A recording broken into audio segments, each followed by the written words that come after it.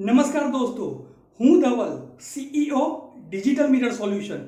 जैसा कि मैंने मेरे एक शॉर्ट वीडियो में आपसे वादा किया था कि अगर आप ड्रॉप सर्विसिंग बिजनेस नया शुरू करना चाहते हो, चाहे पार्ट टाइम या फुल टाइम, और या अगर आप कर रहे हो तो मैं आपको एक ऐसा मेथड बताऊंगा जिससे आप अपना ड्रॉप सर्विसिंग के बिजनेस के लिए पहला क्लाइंट विदाउट एनी इन्वेस्टमेंट ला सकते हो।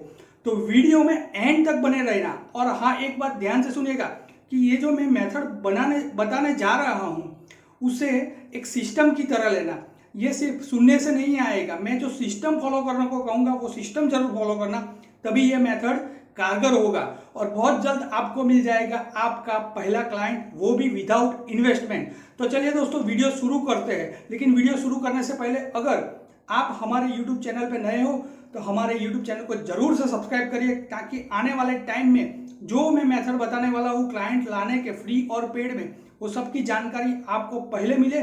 और उसके बाजू में जो बेल का आइकॉन है उसे भी प्रेस कर दीजिएगा। और आप हमारे वीडियो फेसबुक पे देख रहे हो तो फेसबुक पेज को जरूर फॉलो करना। तो चलिए दोस्तों, आज का ये बहुत ही इंटरेस्टिंग वीडियो शुरू करते हैं।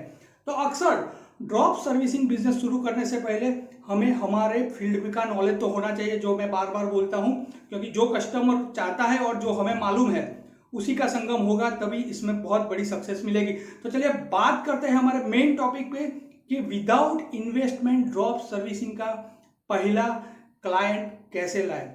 तो इसके लिए ये जो मेथड है, ये एक स्ट्रक्चर है, पूरा डिटेल में स्ट्रक्चर समझाने वाला हूं। ध्यान से एंड तक देखिएगा, स्किप मत करिएगा।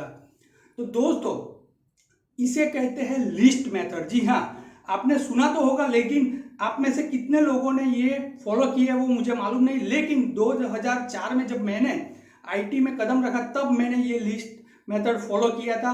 और तब मुझे मेरा एक नहीं 2 क्लाइंट विद इन 10 डेज में मिले थे। लिस्ट मेथड, जी हाँ दोस्तों, लिस्ट मेथड एक ऐसा मेथड है जिसके द्वारा आप अपने कस्टमर को फाइंड कर सकते हैं इजीली विदाउट इन्वेस्टमेंट। मैं पूरा स्ट्रक्चर बताता हूं, ध्यान से बने रहिएगा मेरे साथ वीडियो में। लिस्ट मेथड एक ऐसा मेथड है जहां पे आपको अपने जो भी जान पहचान वाले हैं उनको एक कागज पे लिखना है। अब आप कहोगे इसमें क्या बड़ी बात है, लेकिन इसमें बहुत बड़ी बात छुपी है। इसका एक प्रॉपर स्ट्रक्चर है। लिस्ट कैसे बनाना है, किस तरह बनाना है, वो मैं पूरा एक्सप्लेन करने वाला हूं। तो अगर आप कहोगे कि हाँ लिस्ट तो है, मेरे दिमाग में है, मेरे मोबाइल में है, नहीं दोस्तों, ऐसा कदापि नहीं करना है।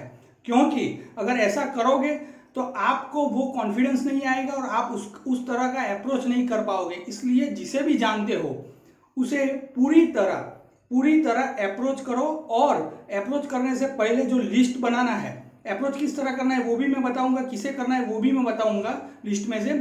लेकिन पूरा लिस्ट लिखो। मेरा एक दोस्त था, उसके भाई की शादी थी, मैं वहां पे गया था और बातों बातों में बात निकली कि भाई कितने लोग आने वाले हैं। तो उसने बोला कि करीबन 350 लोग आने वाले हैं। मैंने बोला आपने पूरी लिस्ट बनाई थी? ये बहुत साल पहले की बात है। तो बोला नहीं, वो तो हमें मालूम है कि अक्सर ऐसा ही होता है। लेकिन आप यकीन मानो, उस दिन 720 लोग आए थे, तकरीबन 720 से 750 के बीच का कुछ आंकड़ा था, मेरे को एग्जैक्ट तो नहीं मालूम। तो अक्सर ऐसा होता है कि आप मनी मन कुछ भी सोचते हो और नहीं होता है, तो अक्सर ऐसी गलतियां हो जाती है। और उस टाइम पे फिर खाने का अरेंजमेंट करना, वो सब। तो इसीलिए आप पेपर पे लिखने की प्रैक्टिस पाड़ो।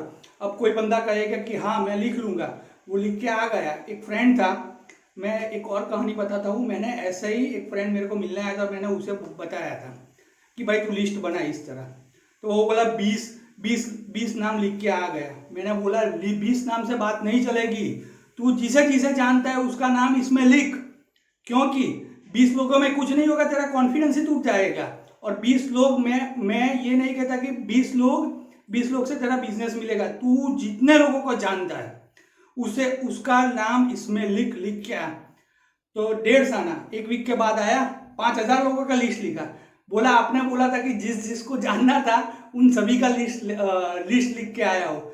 अब गैस कीजिए किस किस का नाम लिखा था। उसने लिखा नरेंद्र मोदी, ऐश्वर्या राय, ऋतिक रोशन, शाहरुख खान, सलमान खान। मैं अपनी हंसी नहीं रोक पाया। मैंने बोला भाई तू जिसको जानता है, लेकिन वो बंदा तेरे को भी जानना चाहिए, ऐसा लिस्ट बना के ला, तभी उसके दिमाग में उसके दिमाग में ये बात उतरी। तो दोस्तों ये एक एग्जाम्पल के द्वारा मैं आपको समझाना चाहता हूँ कि लिस्ट ऐसा बनाओ कि आप जिसे जानते हो और जो आपको जानता है, ऐसे लोगों का लिस्ट बनाना है। और ये 20-25 नहीं, आप ढूंढोगे, मैं बताता हूँ कि इस मेथड को फॉलो करके आप लिस्ट बहुत बड़ा बना सकते हो। तो आप ढूंढोगे तो 500-600 तो आराम से लिस्ट बन जाएगा। अभी कोई कहेगा कि मैं कितने लोगों को पहचानूं, और कोई मनी मन सोच लेगा कि अगर मैं इस दिमाग में है कि ये मैं लिस्ट में इसका नाम लिखूं या ना लिखूं, वो तो ना बोल देगा, ये तो मेरे काम का नहीं। ऐसा नहीं करना है। आप जिस को पहचानते हो और आपको जो पहचानते सबके नाम लिखो, सबके लिस्ट लिखो। आप ऐसा मत सोचो कि वो आपका बिजनेस जो आप ऑफर करने वाले हो वो लेगा कि नहीं लेगा। एक बार लिस्ट बना दीजिए। एक बार आपका लिस्ट हो गया, फिर क्या करना है, फिर उसे सिटी वाइज डिवाइड कर देना है। याद रखिएगा, लाइक अहमदाबाद में इतने लोगों का है, जो भी आपका 600 लोगों का लिस्ट है तो उसमें से 50 या 100 लोग अहमदाबाद के हैं, 200 लोग मुंबई के हैं। ऐसे सिटी वाइज लिस्ट बना दीजिए। जी हाँ, ऐसा कर दीजिए। उसके बाद ये लिस्ट एक बार बन जाए, फिर उसे हमेशा अपनी लाइफ में अपडेट करना रहता है। क्योंकि जैसे जैसे आपकी एज बढ़ेगी, आप दूसरे लोगों के कांटेक्ट में आएंगे। फॉर एग्जांपल आपकी शादी होगी तो आपके ससुराल वालों के रिलेटिव हो गए, तो इन सारे लोगों के कांटेक्ट में आओगे तो लिस्ट हमेशा, ये लिस्ट हमारी मास्टर लिस्ट होगी और ये लिस्ट हमेशा हमें अपडेट करनी होगी, राइट। और इसके बाद एक मैं मेथड बताता हूं, और उसके बाद किन लोगों का अप्रोच करना है इस लिस्ट में वो बताऊंगा। ओके, तो इस मेथड का नाम है फ्रेंड्स लिस्ट। हाँ जी, आपको ये वर्ड याद रखना है, FRIENDS, फ्रेंड्स लिस्ट। तो फ्रेंड का एफ यानी कि आपके जो भी फ्रेंड्स है उनका लिस्ट में नाम लिखो। आप जिस फ्रेंड को जानते हो और जो फ्रेंड आपको जानता है। फिर आता है आर का मतलब रिलेटिव्स, जो भी आपके रिलेटिव्स है उन सभी के नाम उस लिस्ट में लिखो। फिर आता है आई मानी FRI मानी कि इनलॉज, जो भी शादीशुदा लोग हैं उनके इनलॉज, यानी कि आपके ससुराल वालों के जितने भी रिलेटिव्स आप जानते हो और जो आपको जानता है उन सभी का लिस्ट में नाम लिखो। फिर आता है FRIE मानी इंजीनियर लोग, आपके सर्कल में या आपके रिलेटिव में जितने भी इंजीनियर्स लोग हैं, चाहे वो मैकेनिकल इंजीनियर हो, चाहे वो प्लम्बर हो, चाहे वो कोई हो, XYZ किसी भी तरह का इंजीनियर हो, वो इलेक्ट्रिशियन हो, उस तरह का लिस्ट ई के हिसाब से आप बनाते जाइए। फिर आता है FRIEN, एन मानी नेबर। जी हाँ, आपके जितने भी पुराने या नए नेबर्स है, कई लोग घर शिफ्ट करते हैं लेकिन पुराने रिलेशन अभी भी होते हैं नेबर्स के साथ, तो उन सारे नेबर्स के नाम लिखने हैं। जी हाँ। फिर आता है FRIEND, जी हाँ, डी से डॉक्टर। आप जितने भी डॉक्टर्स को पहचानते हैं उन सभी डॉक्टर्स के नाम लिखिए। जी हाँ, आपके फैमिली डॉक्टर हो या आपके रिलेशन में कोई डॉक्टर हो, आपके फ्रेंड का कोई डॉक्टर हो जिसे आप जानते हो और वो आपसे जानता है, आपका कोई दोस्त डॉक्टर हो, तो उन सारे डॉक्टर्स का लिस्ट लीजिए।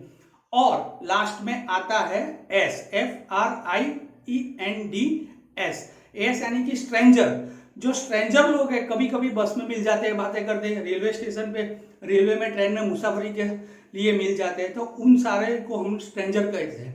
तो इस हिसाब से आप लिस्ट बनाइए, सिटी वाइज बनाइए, लिस्ट को अपडेट करते रहिए।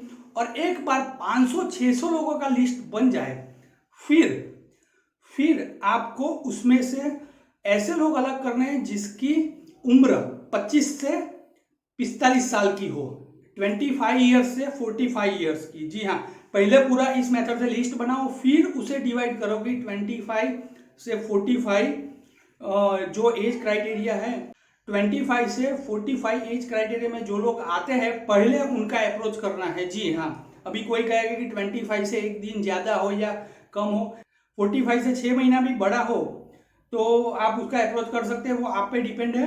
बट ऐसा मत सोचो कि एग्जैक्ट क्राइटेरिया को पकड़ के रखो, लेकिन आइडियल क्राइटेरिया है 25 से 45 के एज के लोगों को आपको टारगेट करना है, मिलना है। अच्छा, उसके बाद देखो कि जिसकी सैलरी 30,000 से लेके 80,000 तक की है, ये क्राइटेरिया 25 से 45 की एज हो और 30,000 से 80,000 की इनकम या सैलरी हो, उन लोगों के साथ आपको सबसे पहले मीटिंग करनी है, राइट। आई होप आपको ये आइडिया, ये कॉन्सेप्ट आप समझ रहे होगे। अब जब एक बार आप ये लिस्ट रेडी कर दो इस क्राइटेरिया के हिसाब से, उसके बाद आप अगर आपके पास विजिटिंग कार्ड है तो सबसे 1 बाय 1 मिलो। जो नज़दीक में है वहाँ जाके पहले मिलो, जो दूर है उनसे अपॉइंटमेंट लो और उससे मिलो। हो सके तो आपका विजिटिंग कार्ड दे दो। अगर आपको वो भी इन्वेस्ट नहीं करना है तो वो भी मैं बताता हूँ कि आपको क्या करना है कि एक प्रिंट निकालना है, उसमें आपका नाम, आपकी सर्विस और आपका फ़ोन नंबर, सिर्फ वो निकालना है। एक ही पेज में काफ़ी सारा ऐसा बॉक्स बना के डिटेल दे दो और वो सारी प्रिंट आप निकाल लो और काट के सबको विजिटिंग कार्ड जैसा दे सकते हो या पूरी प्रिंट भी दे सकते हो।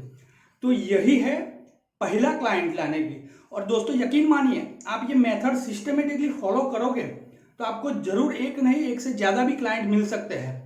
तो अगर आपको ड्रॉप सर्विसिंग बिजनेस स्टार्ट करना है या आप ऑलरेडी कर रहे हो तो ये मेथड अपना के देखो और इस मेथड का रिजल्ट क्या आता है मुझे कमेंट बॉक्स में जरूर बताना। आई होप मेरा ये आइडिया आपको पसंद आया होगा कि ड्रॉप सर्विसिंग बिजनेस में पहला विदाउट इन्वेस्टमेंट किस तरह क्लाइंट लाया जाए, और ऐसे ही और विदाउट इन्वेस्टमेंट और विथ और लिटिल इन्वेस्टमेंट से कैसे क्लाइंट लाया जाता है। उसके लिए बने रहिए मेरे YouTube चैनल के साथ और मेरे Facebook पेज के साथ। वीडियो पसंद आए तो लाइक करना, दोस्तों के साथ शेयर करना और सब्सक्राइब और फॉलो करना ना भूलिएगा। चलिए मिलते हैं अगले एक बेहतरीन ड्रॉप सर्विसिंग के नॉलेजेबल वीडियो के साथ। हूँ धवल।